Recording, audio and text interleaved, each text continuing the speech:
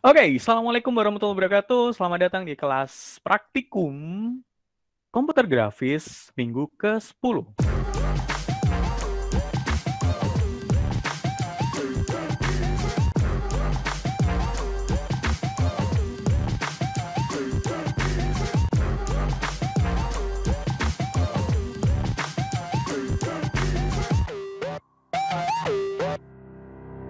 Nah, minggu lalu kalian udah belajar tentang bikin kuesioner gitu kan. Tugas kalian minggu lalu adalah bikin kuesioner. Kuesioner dari klien yang kalian pilih gitu kan. Kemudian dari data tersebut mau diapain gitu. Nah, sebelum kita melaju ke materi hari ini tentang personality, aku pengen ini dong, pengen curahan hati kalian dong, pengen tahu curahan hati kalian dong. Kira-kira tugas minggu lalu itu buat kalian susah atau enggak? Gimana? Menurut kalian susah enggak? Ngejar targetnya itu pakai MLM, Pak. 100 kuesioner. Ngejar. Oh, berarti kesulitannya Pak, di Iya itu nyari pengisi buat sampai Bagas. respondennya Pak. personal, Pak, biar langsung kuesionernya Kakak isiin tolong dong gitu terus, Pak. Tapi akhirnya dapat berapa, Gas? Kemarin tuh karena kan orang tuh kalau udah ngisi kuesioner yang pertama tuh kan yang keduanya tuh agak kurang sih, Pak. Jadi yang pertama itu di kopi kenangannya itu 111, tapi kalau yang di Matahari 104, Pak. Ada perbandingan Oh, gitu, Pak. lumayan lah. Udah di atas 100 lah. Oke, thank you Bagas. Kalau dari Angga tadi gimana? Itu nyari Jodoh. apa? Bukan. Nyari yang ngisi itu loh Pak, apa sih namanya itu? Iya, pengisi kuesionernya kan sama kayak Ya, ngisi kuesionernya. Tapi akhirnya dapat berapa kalian? Yang waktu itu sebenarnya pertama-pertama itu orang-orang cuma ngisi satu doang, Pak. Kan aku naruh dua Ada link dua. tuh. Nah, yang atas itu ya rata-rata yang ngisi itu yang atas. Saya naruh yang atas itu yang Indosat. Jadi waktu ngisi itu perbedaan antara Indosat sama Kopi Kenangan yang ngisi itu jauh, Pak. Akhirnya, hasil akhirnya berapa banding berapa? Yang Yang Indosat berapa? Indosat itu kalau nggak salah 111-an gitu. Yang Kopi Kenangan itu 5 apa berapa gitu, Pak, lupa. Lumayan. Tapi di antara kalian ada nggak yang kesulitan bikin pertanyaannya? Atau saat analisisnya? Ada yang kesulitan nggak? Waktu bikin pertanyaannya itu sih, Pak. Sama jawabannya. Kenapa emang? Pertanyaannya kenapa, jawabannya gimana? Waktu itu apa ya waktu itu? Eh, Sempat dikoreksi juga kan waktu itu ada yang jawaban kurang jelas gitu loh, Pak. Contohnya kayak pendidikan terakhir. Itu ada SD, SMP, SMA, kuliah.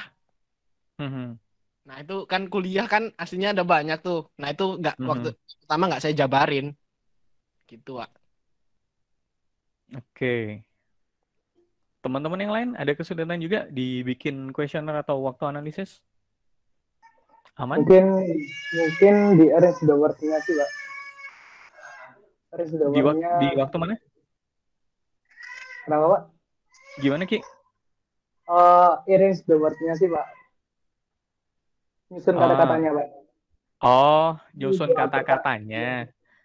Iya, Pak. Kayak di soalnya sama jawabannya itu yang sekiranya bisa dimengerti sama all audience itu gimana gitu. Saya gitu. Kan kita sasarannya semuanya. All the audience gitu sih, Pak. Oke. Jadi sebenarnya kalau dari kami sendiri, kami lebih takut kalian kurang mampu bikin rincian pertanyaan sama jawabannya sih. Karena itu yang paling effort sebenarnya. Kalau buat cari pengisi, kan kalian udah diperbolehkan buat kolaborasi tuh. Sebenarnya bisa dimanfaatkan aja. Oke, sebelum kita masuk ke materi, aku pengen shoot out dulu buat ini. Ada satu kelompok yang dia reportnya enak. Aku nggak bilang reportnya dia bagus, nggak. Tapi reportnya si kelompok ini itu enak banget.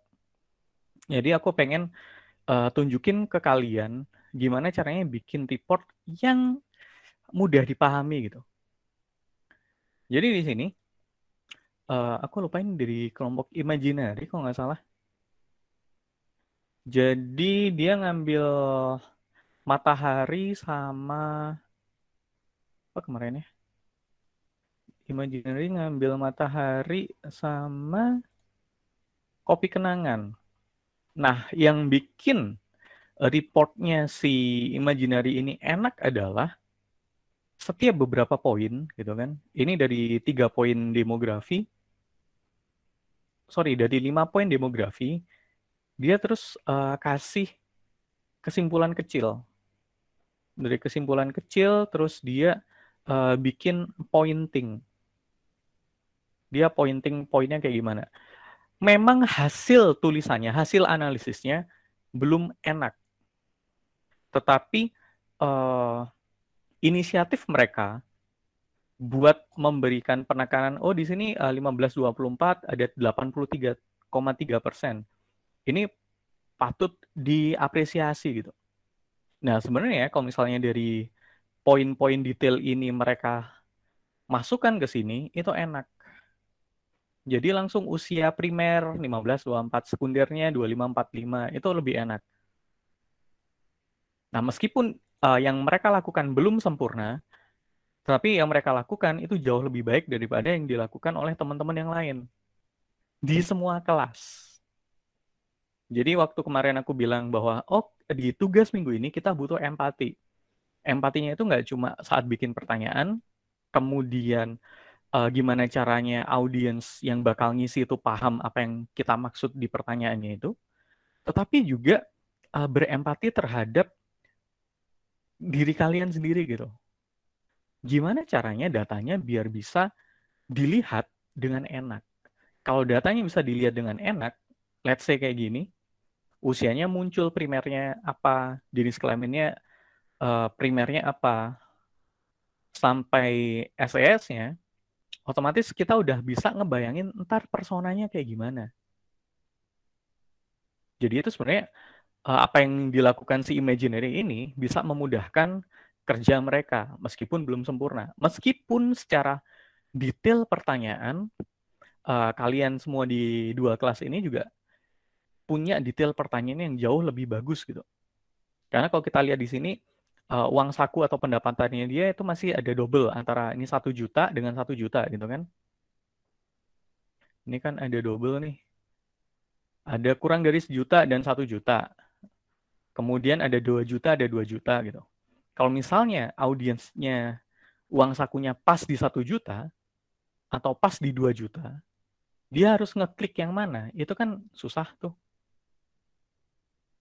Jadi secara pertanyaan, kelompok ini belum betul-betul oke. Tetapi secara kesimpulan, inisiatif mereka itu keren banget. Oke. Jadi next-nya, meskipun kalian nggak disuruh, cari cara yang paling mudah untuk menyajikan hasil data kalian. Pak, mau nanya, Pak? Boleh. Kalau misalkan pakai report double pivot kayak gitu gimana, Pak? Kayak kombin 2 data yang relevan gitu ya? Nggak apa-apa. Apa, Pak? Terus dijadiin satu diagram gitu? Nggak masalah sebenarnya. Nggak masalah. Kalau urusan diagram, itu nggak seberapa ngefek. Karena diagram ini, at the end of the day, kita harus bahasakan dalam bentuk poin kayak gini, agar mudah diolah. Tapi kalau kita ngomongin data, visualisasi data, ataupun kita ngomongin data analis, memang sangat tidak ideal untuk menyajikan data dalam bentuk pie chart atau diagram pie. Itu sangat tidak ideal. Karena kita nggak bisa langsung tahu dengan besaran pie yang sama. Ini kan ada 62,7, di sini ada 64,7 gitu kan. Dengan besaran pie yang sama, persentasenya bisa jadi beda. Ini akan sangat mengganggu kalau kita ngomongin visualisasi data. Tetapi dalam tugas ini, oke lah. Gitu. Tapi ntar kalau di riset PR, atau kalian harus ngadepin klien, ya sebisa mungkin nggak pakai pie chart. Kalian bisa pakai pivot table segala macamnya. Tapi itu next level lagi. Oke, di sini aku cuma mau highlight bahwa setiap beberapa data, dan kalau kalian udah bisa bikin satu kesimpulan kecil, kalian bikin kesimpulan-kesimpulan kecil, sehingga nanti kesimpulan besarnya itu enak gitu. Ntar karakteristiknya kayak gimana. Oke, kita balik ke materi. Oke, jadi minggu lalu kalian udah mencoba membuat kuesioner, udah nyebar kuesioner, udah dapet hasil kuesionernya, nilainya berapa ntar kalian bisa lihat sendiri di akhir pertemuan. Nah, minggu ini kita pengen breakdown dari hasil kuesioner kalian menjadi satu bentuk personality atau persona gitu. Jadi di sini nggak typo. Kalau di sini judulnya adalah persona Lily gitu kan, karena memang studi kasusnya kita pakai orang yang namanya Lily gitu. Jadi kalau kalian mau baca bukunya, ntar aku bisa share tentang design thinking. Jadi di sini ada seorang persona yang namanya Lily. Dia orang Singapura, cewek. Kemudian dia belajar design thinking. Kemudian dia juga lagi nyelesain sekolah.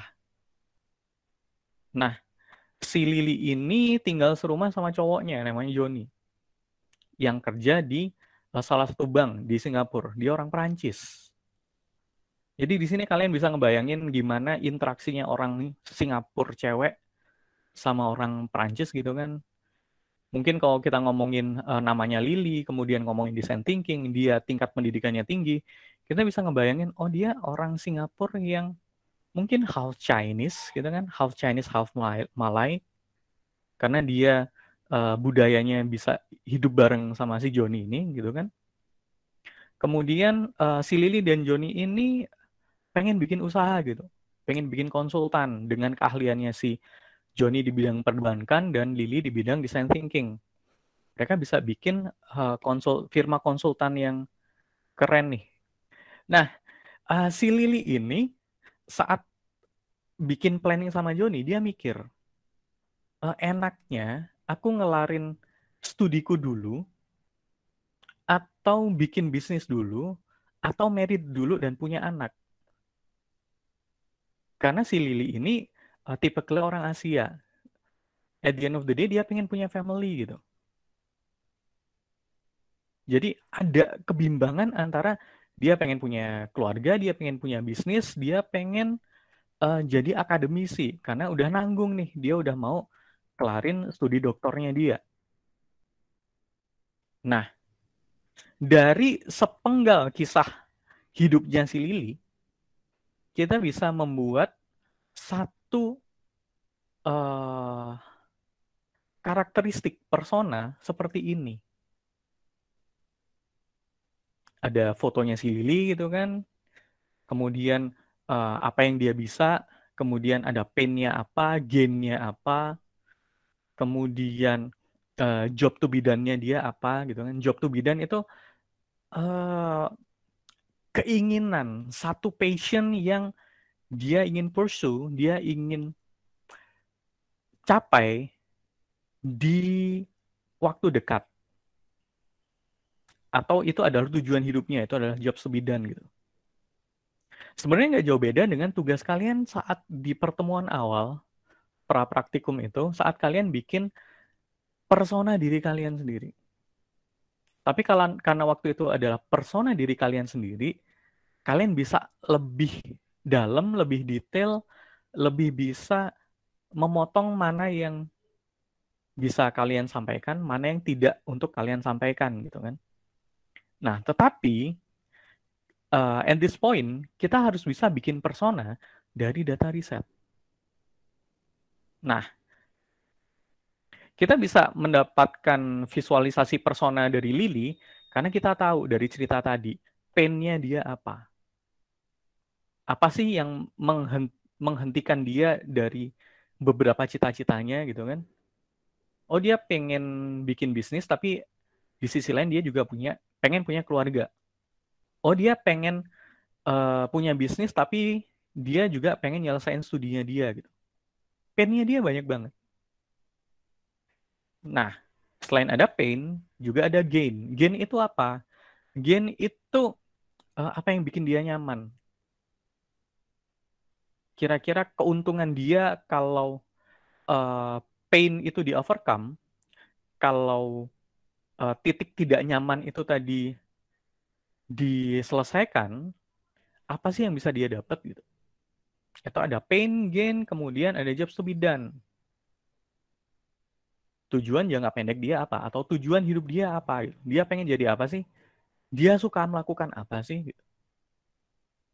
Dia lebih suka kerja atau dia lebih suka stay at home, have kids, have a family? Atau kayak gimana?